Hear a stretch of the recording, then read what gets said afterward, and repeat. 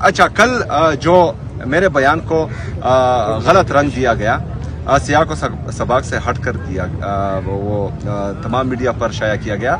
وہاں پر جو ہے میری اگر پوری تقریر آپ سنیں تو میں نے کہا کہ جس دن سے الیکشن اناؤنس ہوا ہے آج تک میں نے کسی ایڈمنسٹریشن کو یا پولیس کو کال نہیں کی کہ آپ لوگوں نے جو ہے فلانے کو سپورٹ کرنا ہے یا فلانے کے اگینسٹ جانا ہے، لیکن میں نے کل ہدایات دی ہے، میں نے وہاں کہا ہے کہ آپ لوگوں نے دھاندلی کو روکنا ہے،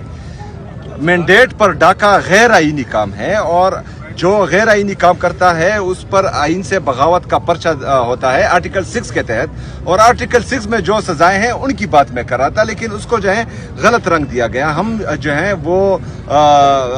آئین اور قانون کے دائرے میں رہ کر اگر اپنے لیے اپنے حق مانگ رہے ہیں تو ہم جو ہیں وہ ایسا کام نہیں کریں گے جو آئین اور قانون کے دائرے میں۔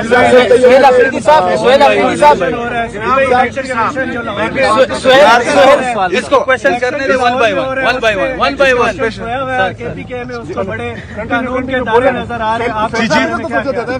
لاہور میں الیکشن ہو رہا ہے، اس کی طرف الیکشن کمیشن کو کچھ یاد نہیں ہے، اس کو کے پی کے الیکشن میں یاد آ رہا ہے۔ دیکھیں جی، آپ میں تو یہ کہہ رہا ہوں کہ مضبوط ادارے جو ہیں وہ مضبوط ریاست کی علامت ہوتی ہے، اور ہمیں ضرورت ہے مضبوط اداروں کی۔